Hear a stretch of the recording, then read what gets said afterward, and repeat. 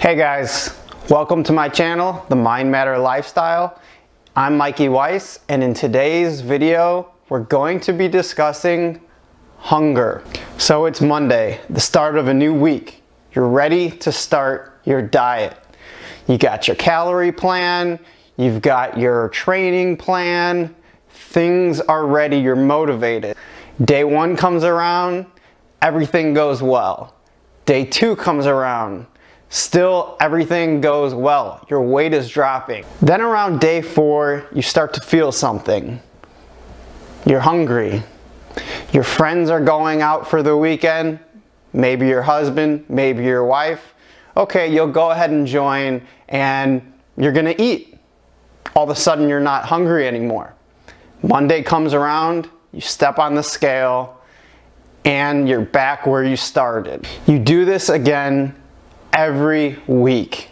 Each week, you're getting more and more disappointed. So, what is the number one reason that people don't reach their weight loss goals? They can't stay in their calorie deficit. Why can't they stay in their calorie deficit? Because they can't be consistent. Why can't they be consistent?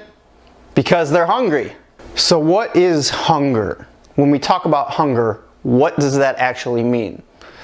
That is, yes, a feeling, but it's a response. It's a response to what you're doing. When you diet, and when I say diet on this channel, I don't mean your approach to nutrition, whether that be calories, macros, intuitive eating, whatever it is. When I say diet, I mean fat loss, dieting, deducing your calories in order to keep your body in a deficit for fat loss. When you do this, your hormones change, and your hormones tied to hunger are called ghrelin and leptin. Ghrelin is responsible for your hunger, that feeling of being hungry. Leptin is responsible for your satiety, or that feeling of feeling full. When you diet for any prolonged period of time, your ghrelin increases and your leptin drops. I'm just going to use myself as an example here. Right now, I'm in a bodybuilding prep. I am hungry all of the time. There is never a time where I'm not hungry because I've been dieting for over 30 weeks. So my hormones have changed. The more body fat that you have, the higher your leptin is. So when I'm in my off season and my body fat percentage is higher, well, I don't have these feelings. In fact, I feel satisfied and often full. I also have different cravings. For example, right now, since my carbs are coming down, I crave things like sweets, sugar. That's because my body really wants carbohydrates. In the off season, I don't really have these cravings. In fact, I prefer things like salt, fattier foods, meat, things like this. So our bodies are really signaling us as we're going through this process of losing body fat. So is this a problem? Yes and no. It's uncomfortable for people. No, it's not a problem because we actually need this process to happen. These feelings, these uncomfortable feelings are actually very necessary in order to keep losing body fat. So why do people struggle with this so much? Why do people fear this so much? That's because it's uncomfortable, and sometimes people just don't do very well with being uncomfortable. But as the saying goes, comfort and growth do not coexist. You have to be uncomfortable to get where you want to go.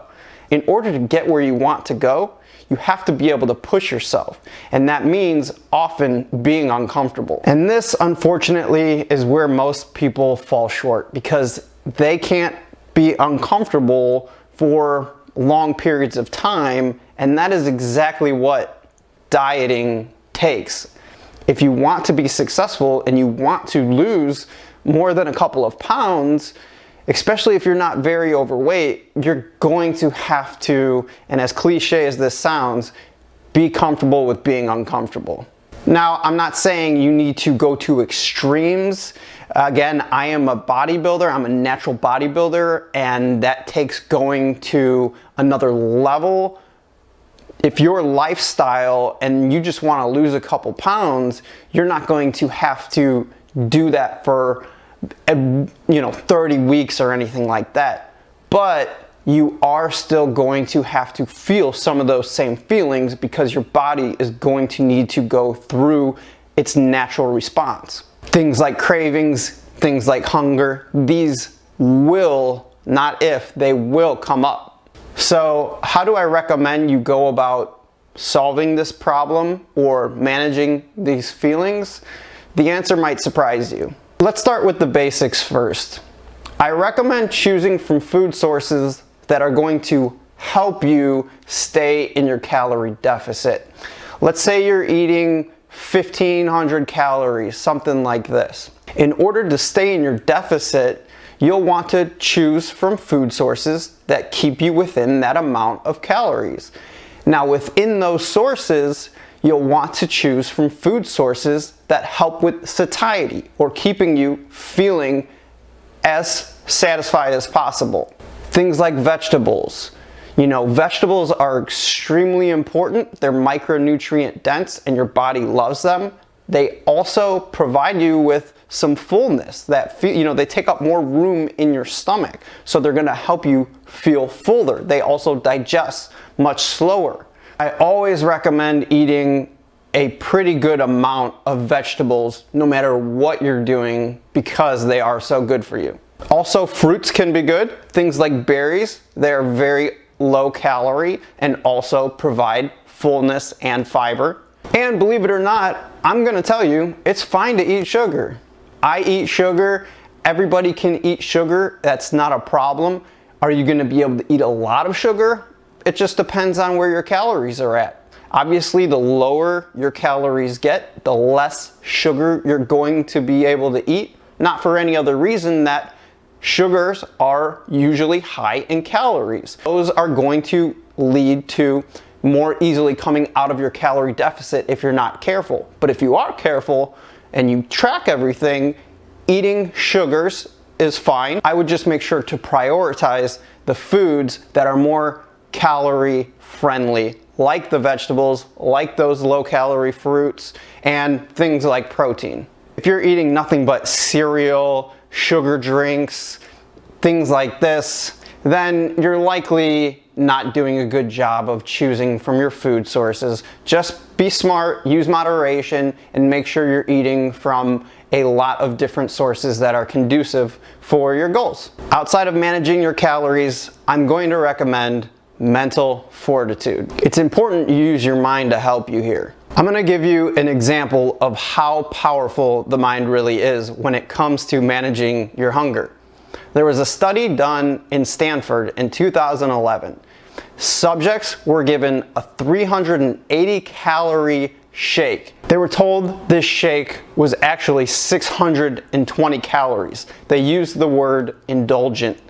They gave the subjects the shake, and then they measured their ghrelin levels. Had the subjects back and they gave them the same 380 calorie shake.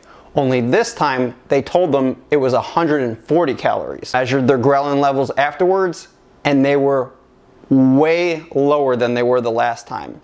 This means by the power of suggestion, these subjects actually lowered their ghrelin levels based on what they were told. In conclusion, they found the less you focus on your hunger, the less hungrier you're going to be. This is why with my coaching clients, I don't tell them to avoid hunger. There is absolutely nothing you can do to avoid hunger.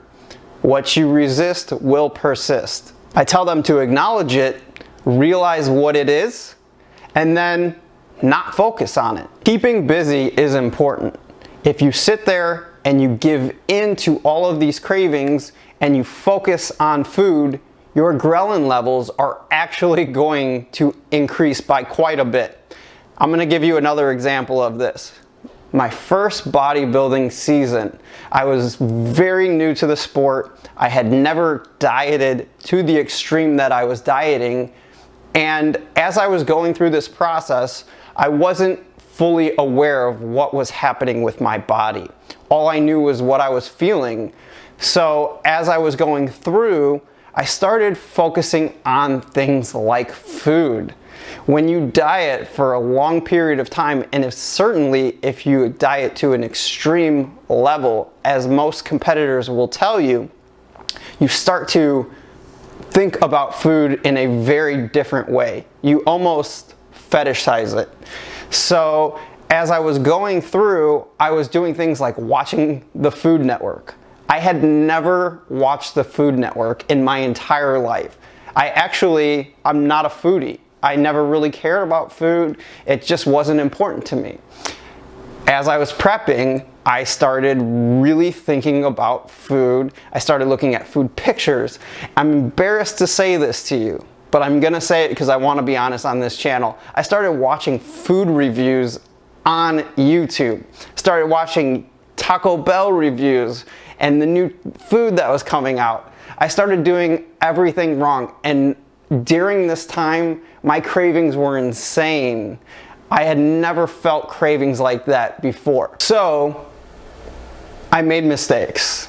And as I've learned the body, and as I've worked with clients and gone through the process dozens of times myself, I have learned to accept that you're going to be hungry. If you want to diet, you're going to be hungry.